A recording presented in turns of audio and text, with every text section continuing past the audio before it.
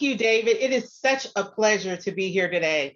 Well, hey, everybody. I am so thrilled to join you for the conference. Now, y'all know, y'all are my peeps. Listen, I have been in this industry. 2021 is my 25th anniversary in the nonprofit industry. And in some ways, I just feel kind of old, but in other ways, I am just so inspired by a life of service, of helping other people, of meeting incredible people like you, people who give of themselves, who want to make the world a better place and have opted into something bigger than themselves. Listen, drop a hello in the chat. Tell us where you're from, what organization you're representing. I want to get to know you because you and I, we are going to co-create this experience. Now, listen, I know the theme for the conference is rebuilding the future, and you are here to talk about how to make amazing, extraordinary strides in peer-to-peer. And that's laudable. But for the next 15 minutes, I want to focus on you because you are who powers this industry.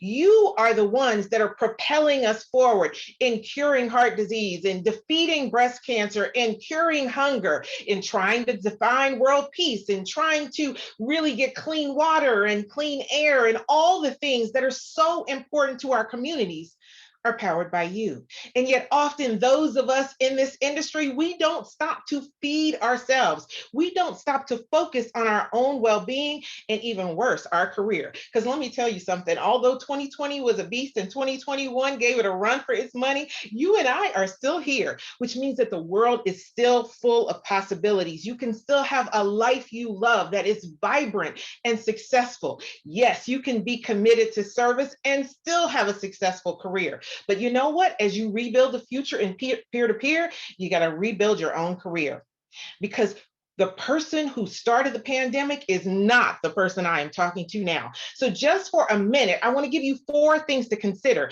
as you walk through this next season of your life so that you still feel like you are on a career track, so you still feel like there is room to grow and evolve and become more of the person you were created to be. Just 4. Now, I'm not going to be long, but it's going to be strong. So grab a pen and a piece of paper and y'all, let's get to work. Number 1, I want you to focus on owning your excellence. Now, listen, as I have taught career development around the country, one of the things that I see people struggle with all the time is they don't own their excellence. What do I mean by that? Just for a quick minute, I want you to drop in the chat 3 things where you excel.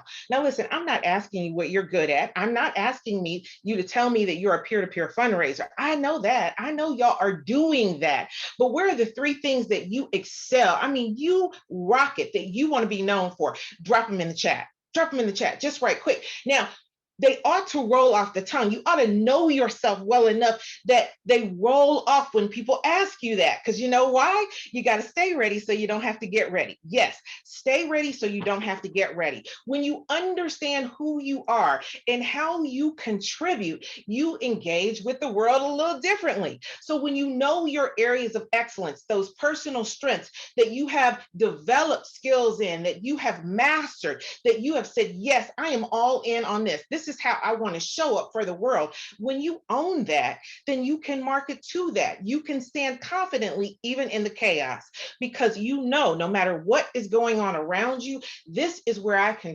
contribute and give value. This is what you build on as you rebuild your career. You know, when you think about rebuilding something, you need the building blocks. You need the mortar that goes in between. You need a design for it because you don't just want to lay the blocks up and let them look all chaotic.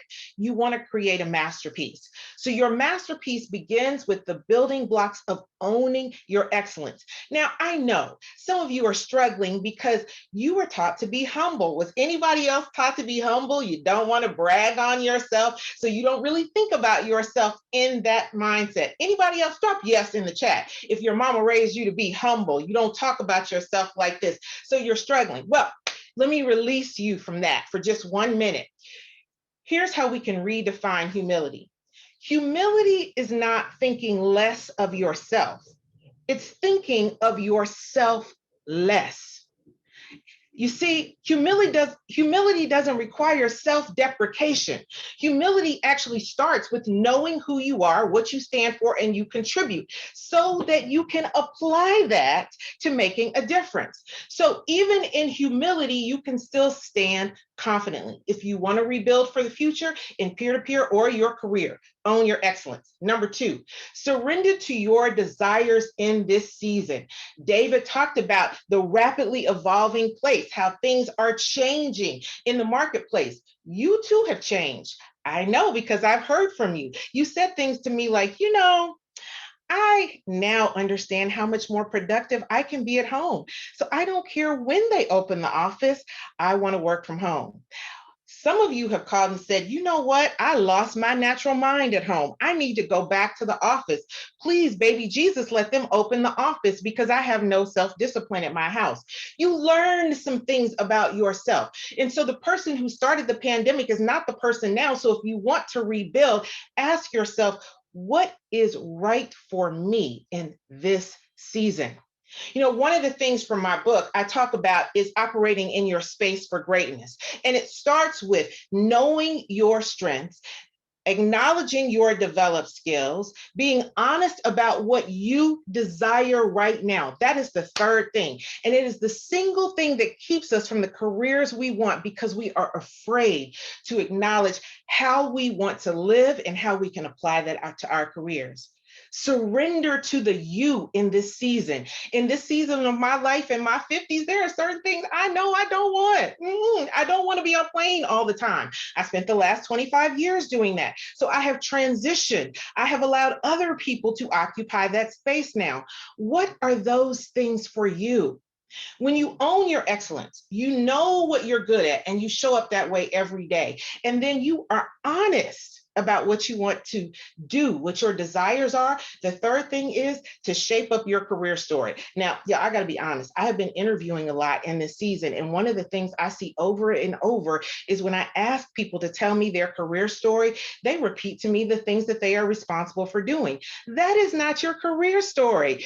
That is your job description. And those two things are very different. A career story should build on those areas that you say are your excellence. You take practical examples of those and you weave a story that highlights the impact you have made.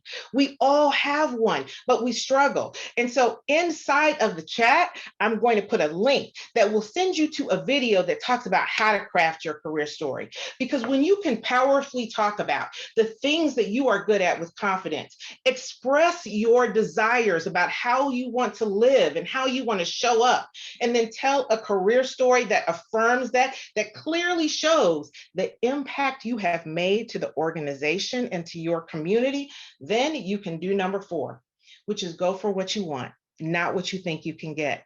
So many of us take our desires, the things we want, out of the consideration set because we believe that we cannot achieve them. We believe that they will never let us work from home full time. We believe that there's no way I could have a part-time job. We believe that there's no way I can get a promotion because we're in the middle of a recession. We believe so many things that are actually perhaps not true. We don't know because we don't say them. Instead, we back up and we say, I know I can get this. So this is what I'm going to ask for. Let me challenge you as we go into 2021 to be all in with your life, to be in with living. I know you're showing up. You are resilient. You are strong. You are all the things David said in the introduction because you are who moved this industry. But boo, you got to take care of you. And part of that means acknowledging what I want for my life and my career, rebuilding the future of my life, as well as rebuilding the future of peer-to-peer. So as you listen to the speakers, as you think about how you are going to accelerate process in the peer-to-peer space, don't leave yourself behind. Listen, think about where do I excel and be prepared to own it. Number 2, surrender to the desires of your heart in this season. The you that started this pandemic when we went home a year ago is not the you on this Zoom call today. Really think about what you want for your life. Try to operate in your space for greatness by understanding your strengths, your skills, your desires, and what you are willing to do.